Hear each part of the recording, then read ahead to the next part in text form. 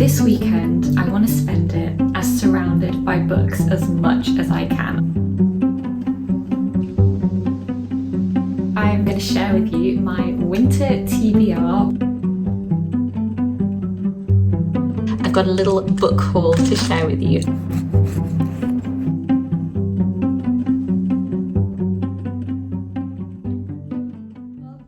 Hello friends, welcome here or welcome back to another video. This weekend, I want to spend it as surrounded by books as much as I can. I have been craving getting lost in stories and sorting out my winter TBR, and so that is what we are going to endeavour to do this weekend.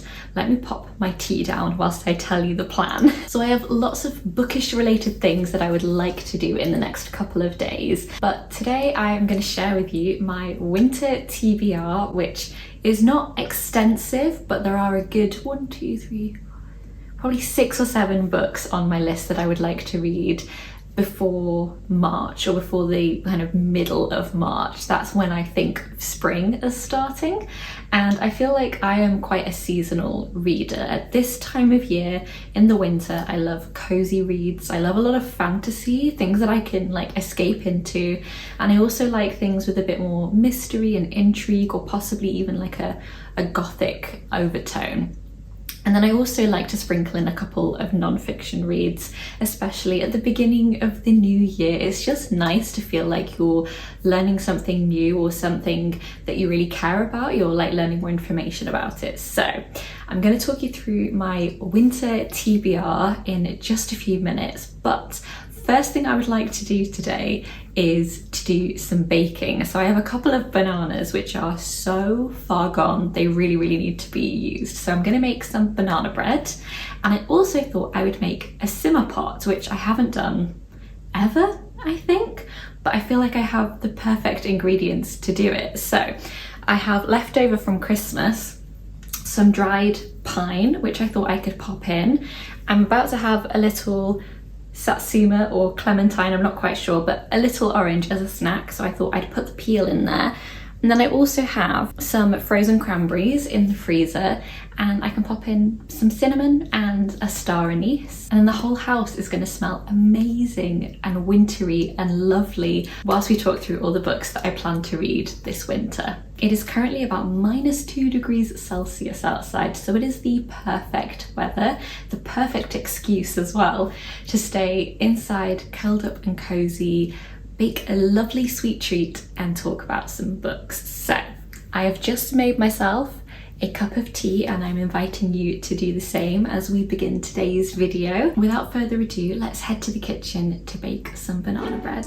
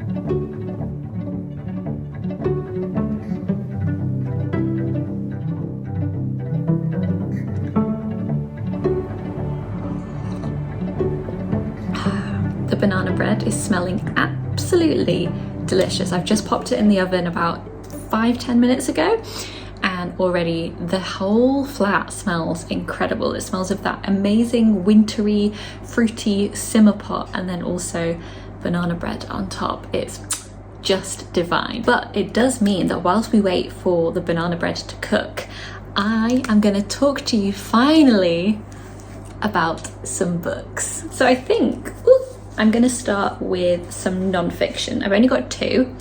But I feel like because there's only 2 of them, it's a good place to start. And as I was saying before, I do really feel like January or winter time is such a nice time to learn something new, or just really invest in learning more about something that really interests you, because what else are you going to do on those cold winter nights? So I've got 2 books here. This was given to me and George by his mum. This is Good Nature: The New Science of How Nature Improves Our Health by Kathy Willis, which seems to be what it says in the title. I'm someone that really does believe that nature influences our mental and physical well-being, but this book seems to be really rooted in science, and so I'm really looking forward to reading this. I don't really know much about it, so if you've read it or you know anything about it, let me know your thoughts in the comments. But this is just a book that seems right up my street, and the book seems to be grounded in research around how green spaces can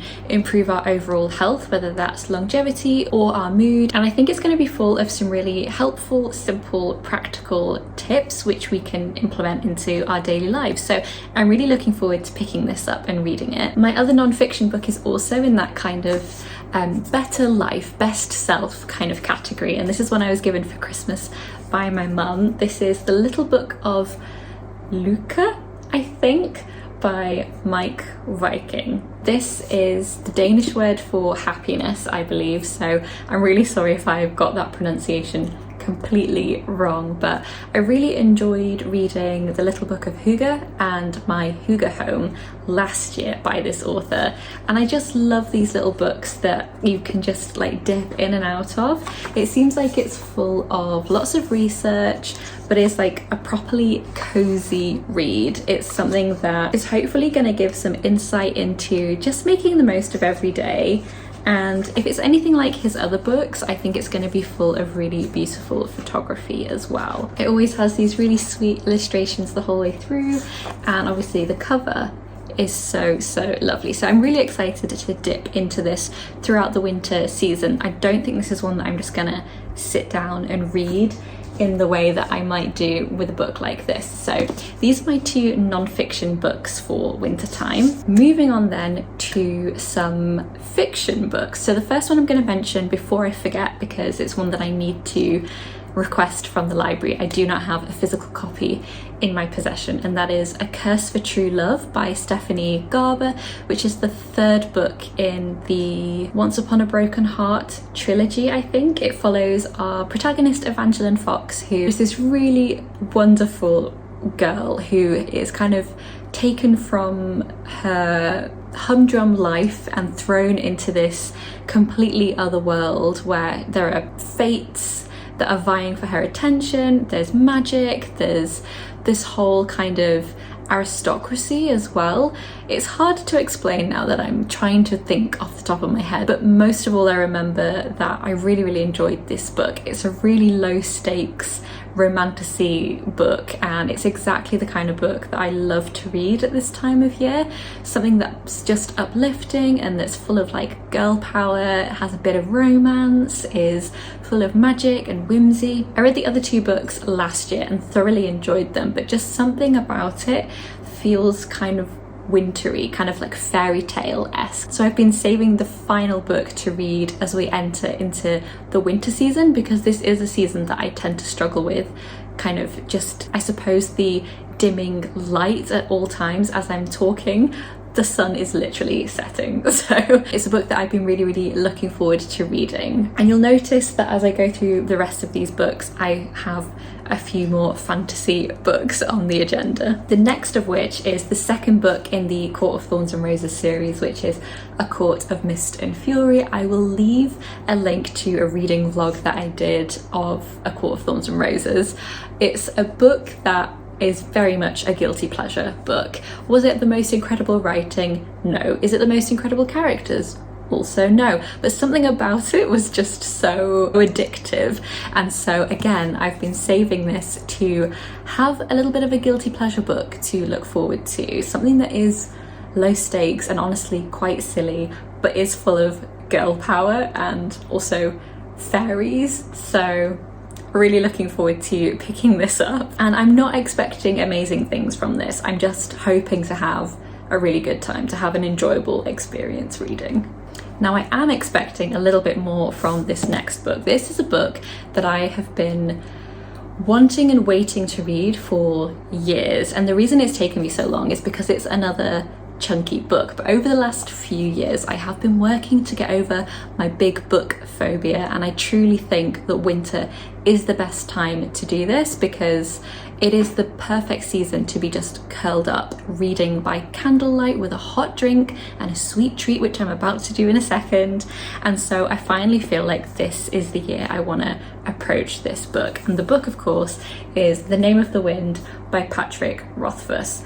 I do not know very much about this book. Every time people have tried to tell me about the plot, I've told them to shush please, because I would like to discover it on my own. So I will be going into this semi-blind. But from what I understand, it's a really, really rich, beautiful fantasy novel, which kind of opens with a guy who is, as it turns out, a very well-known person going into a tavern and telling his story.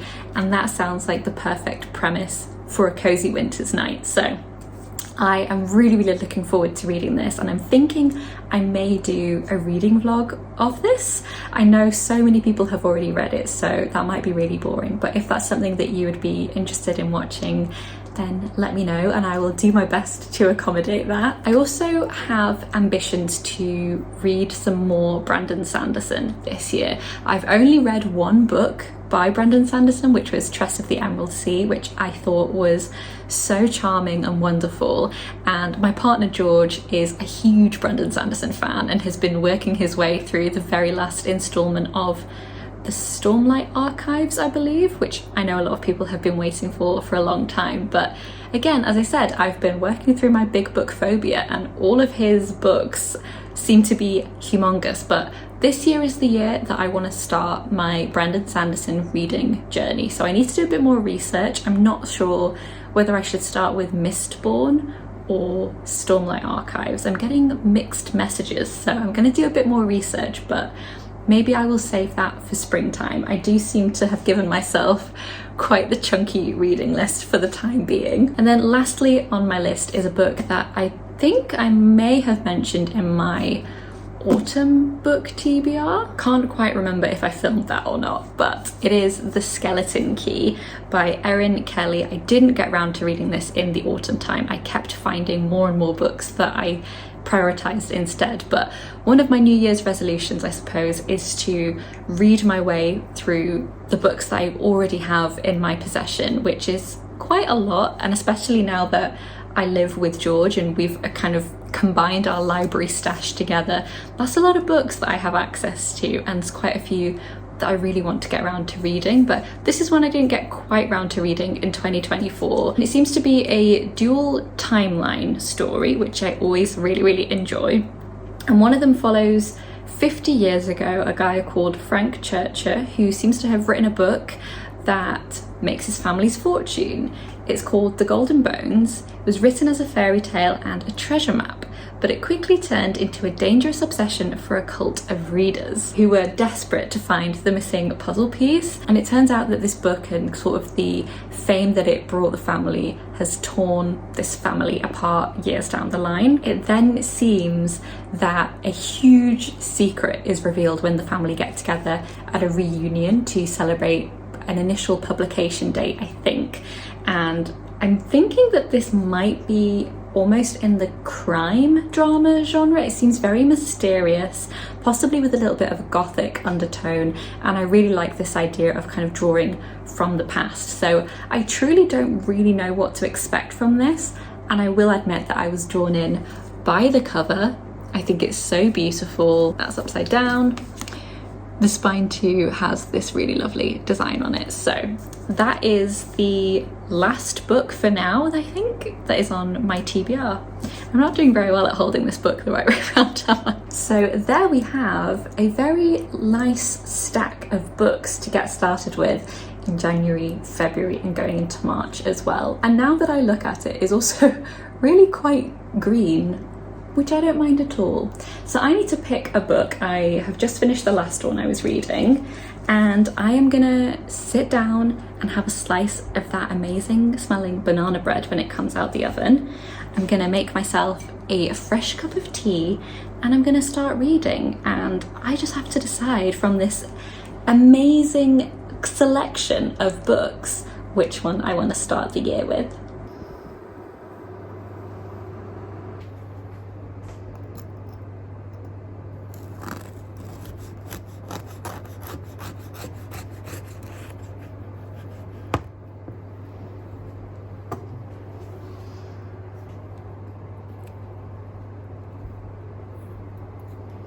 I didn't think it was quite fair to leave you in suspense, so I'm going to do a little taste test. So cleanse the palate first with a little bit of tea. And let's give this little bit of banana bread a try.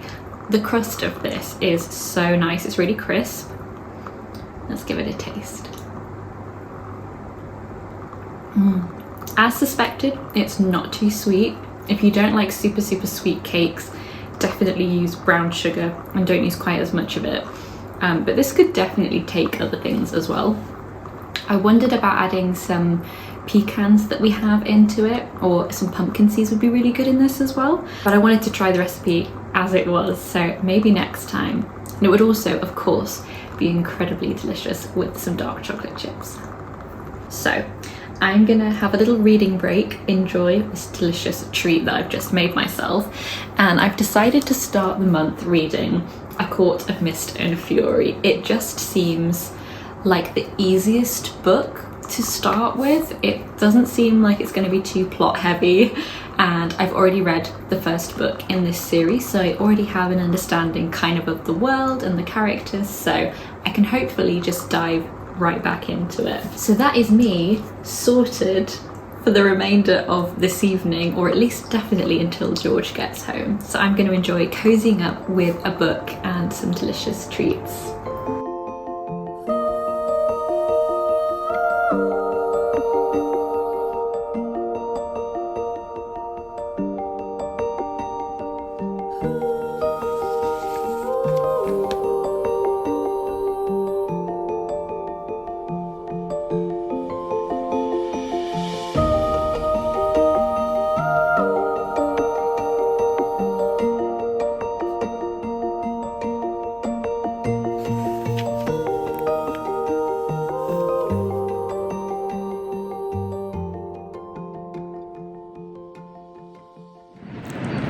Hello friends, it is the next day and I've decided to get some fresh air and come into town to do some book shopping.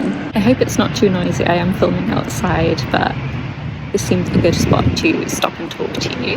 I got given some book tokens and I have been on the hunt for a copy of Little Women for a while now. The one that I did a makeover for in my last video is actually an abridged version and I would really like a full copy. So we're going to go head to Waterstones, maybe grab a cozy coffee and go and look at some books.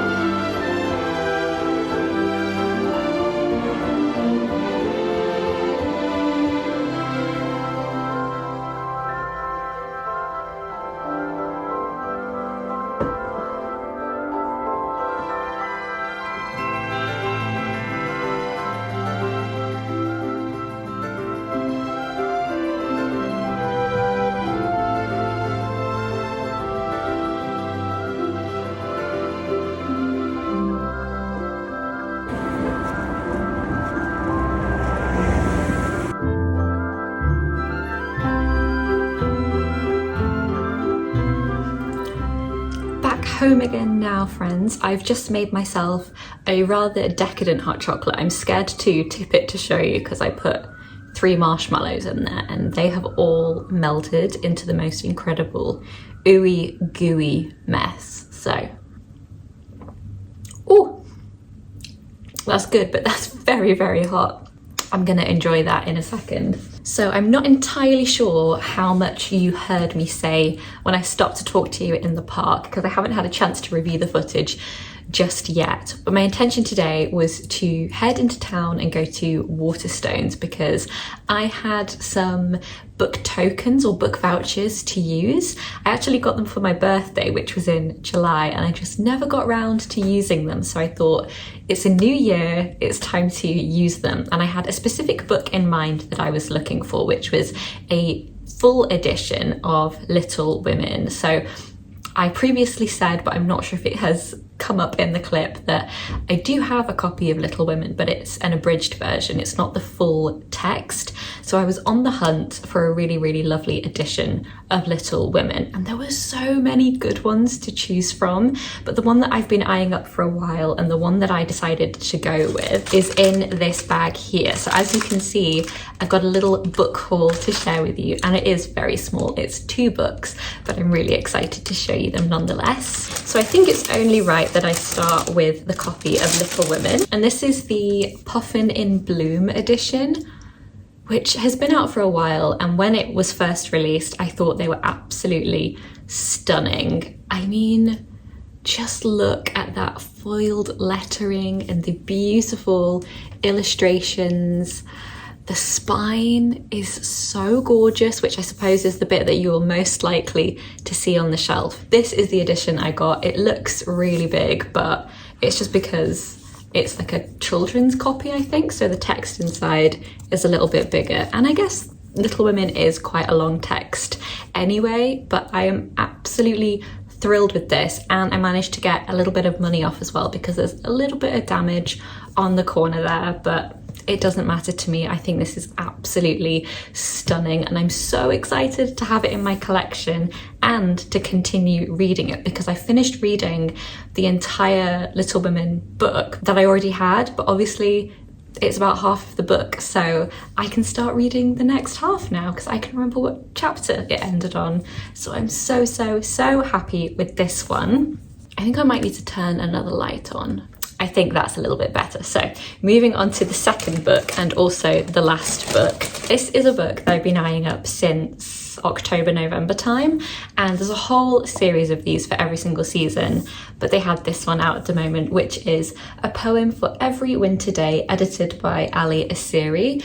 And these are just, again, the most stunning, I suppose more of like a gifting poetry anthology, but I've gifted it to myself, so that still counts. It's got the most gorgeous illustrations on the front and the back, and again, a really beautiful spine. And then from the months of December through to March, it has 2 poems every single day to read, I suppose, in the morning and the night. And I just thought it was such a lovely idea, like the whole premise of this. She has one for like every day of the year, and then they've been set out into seasons. And because winter is a season that I do struggle with a bit, I thought this would be really nice to have something to look forward to read and feel inspired and hopefully uplifted by. And clearly I have missed December, but I can start in, where is it? But I can start with January's and just carry on from there and look forward to reading it every single winter for years and years to come. So I certainly don't feel like I'm missing out by not being able to read December's. I just think it's such a lovely idea, and so many of the poems in it are just so, so lovely. So I'm really, really, really pleased with this one as well. So that concludes my little book haul for today. I'm just gonna warm up and cozy up for the rest of today and probably finish editing this video as well. So thank you so, so much for being here, friends. I really, really hope you've enjoyed this more book focused video. I do want to get back into doing more bookish ones. I'm really, really happy that I'm able to share some books that I'm excited to read in this upcoming season.